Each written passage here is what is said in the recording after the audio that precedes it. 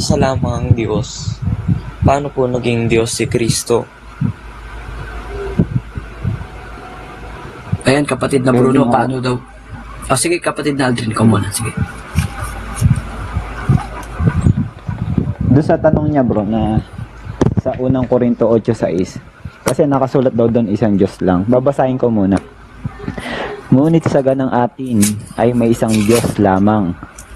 Kasi ang INC kasi puputulin na dyan Dapat kapatid, itutuloy natin. Ang sabi dyan, ngunit sa ganang atin ay may isang Diyos lamang.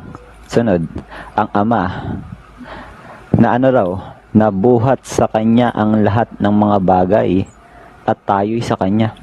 Isa lang pala yung Diyos dyan na tinutukoy, na pinanggalingan ng lahat ng bagay. Kayo kasi pinuputol niyo Kasi maski si Kristo, galing sa Ama Kaya tinutukoy dyan, isang Diyos lang na pinanggalingan ng lahat ng bagay.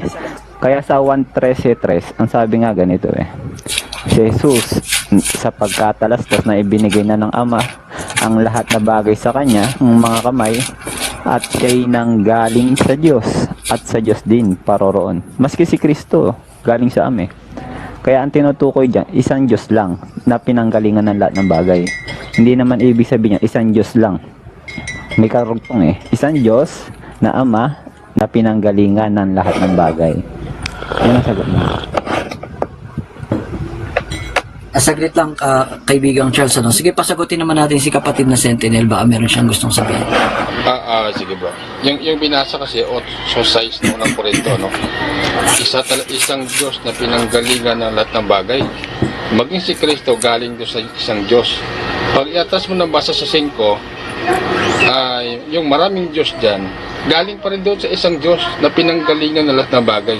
Ang ibig sabihin lang yan, isang Diyos lamang ang Ama, hindi pwede maging dalawa, na pinanggalingan lahat ng bagay. Yung pinanggalingan ng lahat ng bagay, hindi pwede maging dalawa. Yung sinasabi niyan, isa lamang ang Ama, tumutukoy sa Ama. Maging si Kristo ay Diyos, galing doon sa isang Diyos na pinanggalingan lahat ng bagay.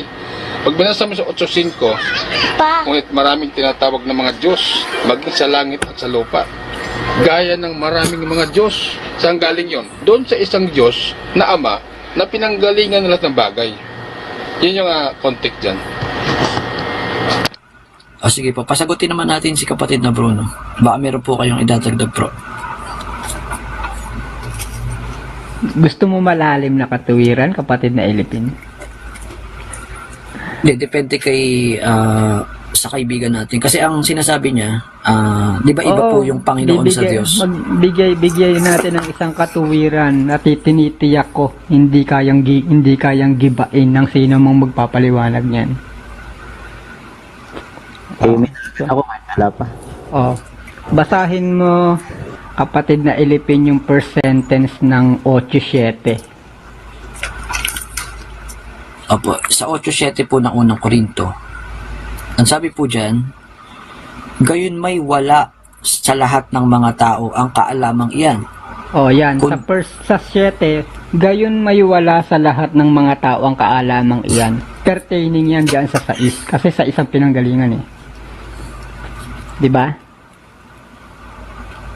Nang sabihin yan, ngunit sa ganang atin, di sinalaysay. Pagdating sa 7, gayon may wala sa lahat ng mga tao ang kaalamang yan. Alin yung wala sa lahat ng tao ang kaalamang yan? Yang binanggit sa 6. Kaya nga, hindi nila maintindihan yan Kaya, hindi nila alam ang kaalamang yan Diba? Ano ba yung kaalamang nahandyan sa 6? Na hindi lahat ng tao alam yan. At maging nung nagtatanong na kaibigan natin, di ibigay natin yung kaalamang yan para maiba na siya rin sa mga nagtatanong, malaman niya na. Diba kapatid na Elipin? Tingnan mo kapatid na Elipin, wag mo nga alisin yung talata may ipapakita ko. Nakalagay dyan may isang Diyos lamang. Tama? Tama po. Hindi mo ba napansin may nakalagay at isa lamang Panginoon? Tama po. Pagka sinabi may isa lamang Panginoon, hindi na ba Panginoon ang Diyos? Amen. Hindi po pwedeng ganun. Ay. Panginoon din po ang Diyos. Pag sinabi mong may isa lamang Panginoon at ikinukonclude mo yan na wala ng ibang Panginoon kasi nabasa mo isa lamang eh. Gaya kung paano mong ipinapaliwanag yung may isang Diyos lamang eh. Diyan lang sablay ka na.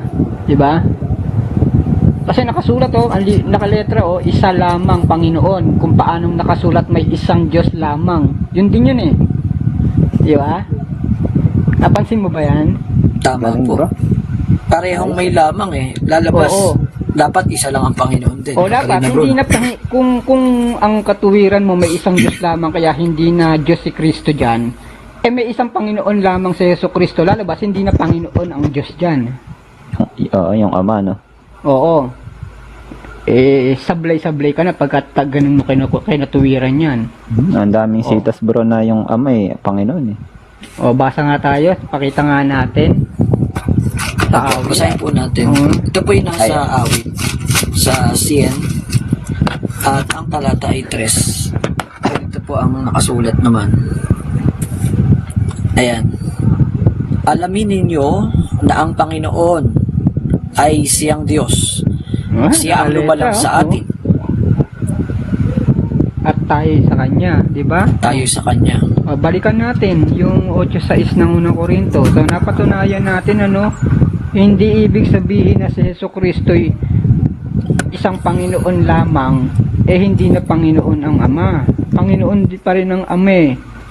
Pero alam mo ba kung bakit sinabi diyan isa lamang Panginoon? Kasi kung paanong sinabi sa una na ngunit sa ganang atin may isang Diyos lamang, may qualifier. Ang Ama na buhat sa Kanya ang lahat ng bagay. Meron din namang qualifier yon at may isang Panginoon na sa pamamagitan niya nilalang ang lahat ng bagay. Qualifier din yun eh.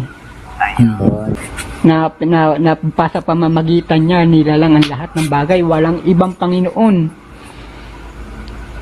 At wala rin ibang Diyos Ama na pinagbuhatan ng lahat ng bagay. Qualifier pareho yan. Pero it doesn't necessarily follow na kung si Kristo isa lamang Panginoon ang nakasulat dyan, hindi na Panginoon ang Ama. That is also tantamount to say na kahit sinabi diyang may isang Diyos lamang, it doesn't follow na si Kristo hindi na Diyos. Kasi naka-indicate naman dyan kung bakit iisang Diyos lamang ang Ama sapagkat buhat sa Kanya ang lahat ng bagay.